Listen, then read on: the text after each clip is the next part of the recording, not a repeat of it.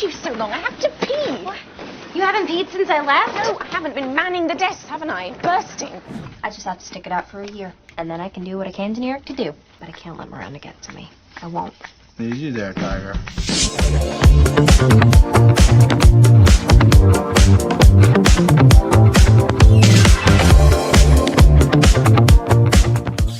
Imagine working for a boss so scary, even your coffee is afraid of her.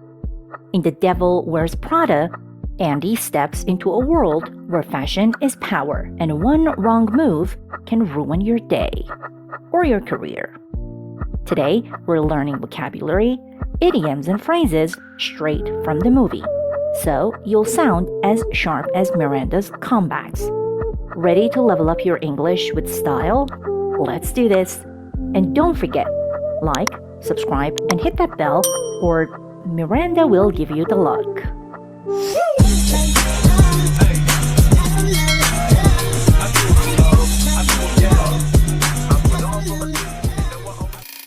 What took you so long? What took you so long? I have to pee. What? You haven't peed since I left? No, I haven't been manning the desks, haven't I? Bursting. What took you so long is a question used to ask someone why they were late or why something was delayed.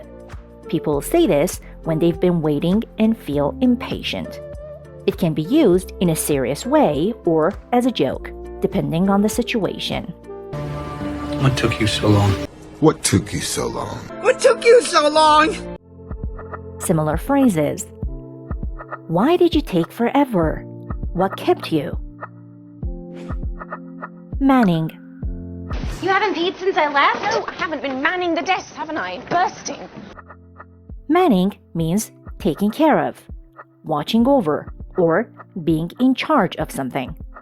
Manning the desk is like being the person in charge of a particular spot, ready to handle anything that comes up. Most of the base is dark and no one is manning the tower. Because no one's manning the phones. She means she's been stuck at the desk, handling calls and work without a break, and now she really needs to go to the bathroom. Here are a couple of simple equivalents. Staffing the desk. Holding down the fort. Run through. Now be prepared. The run-through is at 12:30 and people are panicking, so the phone is going to be ringing off the hook. Run through means a quick practice or review before something important happens. This means everyone gathers to show Miranda different outfit choices, and she picks the best ones. It's like a dress rehearsal before the real photo shoot. Are you ready for your first technical run-through? And when the run-through is over, I said, listen, I'm going to take you home now. We have a short break because we have to run through it again. When you finish the run-through, you can visually see how many things that we have to do, and that allows you to budget your time. Off the hook. The run-through is at 12:30 and people are panicking, so the phone is going to be ringing off the hook. Off the hook here means the phone will be constantly ringing because people are panicking and calling like crazy. This means the office is in chaos, and Andy should get ready for endless calls. So, ringing off the hook equals a crazy amount of calls, usually in a stressful moment. Just another day at Runway. Their phones have been ringing off the hook with people who want to see happy. I mean, the phone has just been ringing off the hook. And I know their phones aren't ringing off the hook right now, but they will be. Some equivalents for ringing off the hook in this context. Blowing up. Ringing non-stop. Stick it out. I just have to stick it out for a year, and then I can do what I came to New York to do.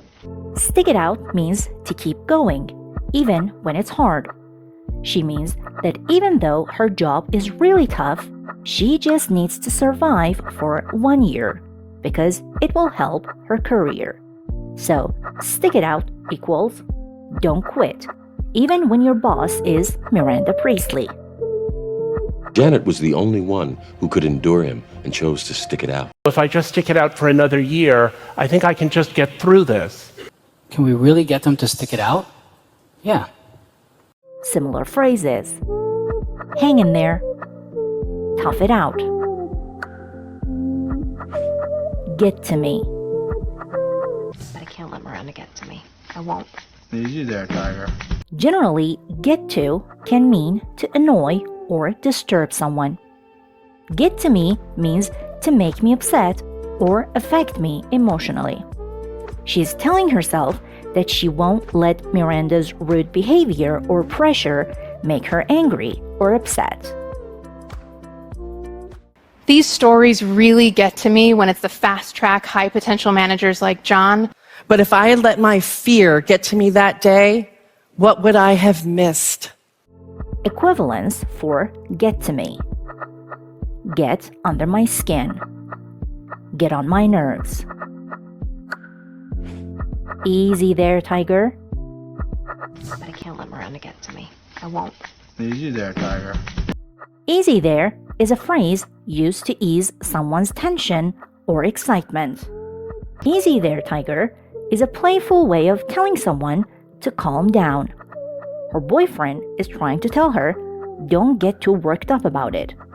He's being supportive, but also reminding her not to overreact or stress too much. Easy there, Tiger. Man, didn't you just get here? Yeah. Easy, Tiger. Similar phrases. Take it easy. Chill out. Ponchi. I asked for clean, athletic, smiling. She sent me dirty, tired, and paunchy. Paunchy means having a big belly or a little extra weight around the stomach area. She's describing how the person who was sent to her didn't look good at all. Unprepared and not at their best, with a noticeable belly. So paunchy describes someone who has a belly that sticks out a little too much. Not a good look for Miranda's high standards. This guy's a little paunchy, right? You're not. You got a great body, but... They're not going after paunchy 40-year-olds with bad knees. You can use these instead. Pudgy. Pot-bellied. Dacquoise. Tort. Rhubarb compote. Then call Natalie at Gloria's Foods and tell her no for the 40th time. No, I don't want dacquoise. I want torts filled with warm rhubarb compote. Miranda is being very specific about what she wants for dessert, showing how picky she can be. Dacquoise is a fancy French dessert made from layers of meringue and nuts, kind of like a crunchy, nutty cake. And he said he'd never had an almond dacquoise. Tort is another fancy cake, usually made with rich, dense layers and filled with stuff like fruit or chocolate. Especially the lemon custard torts. We have 4 different kinds of torts for you to try today.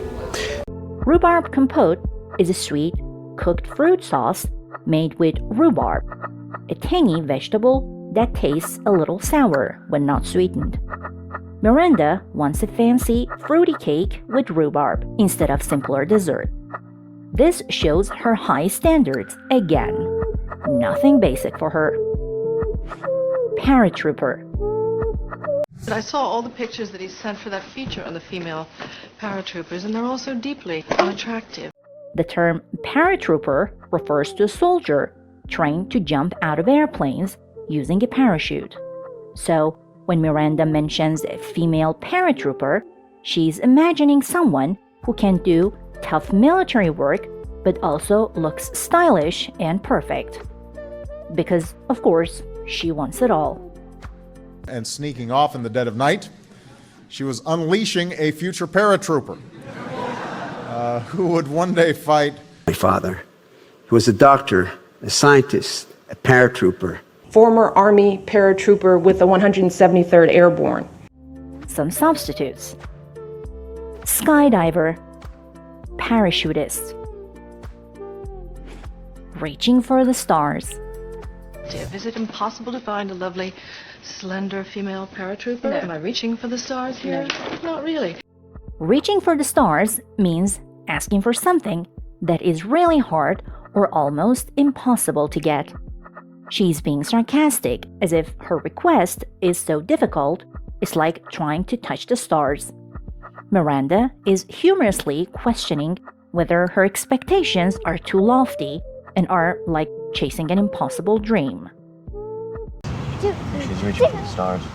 Professor at a great university. I mean, that was, reaching for the stars. That was the gold medal for me. Small minds don't reach for the stars. I'm always reaching for the stars.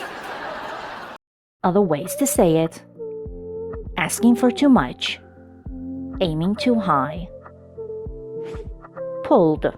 So I need to see all the things that Nigel has pulled for Gwyneth's second cover try.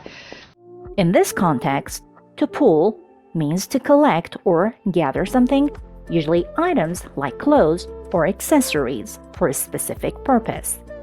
It's a common term in fashion where stylists pull pieces from designers or showrooms to use in photo shoots or events. Other words for it: picked out, selected, hopeless. Human Resources sent her off about the new assistant job, and I was sort of pre-interviewing her for you, but she's hopeless and totally wrong. Hopeless means someone who's not good at something or unable to do it well, often in a way that seems impossible to fix. She's saying that Andy isn't good for the job and there's no chance she can do it well. Well, my mom's single and she loves to eat, but she's helpless in the kitchen. He's hopeless with ordinary life. Similar options: useless, not cut out for it;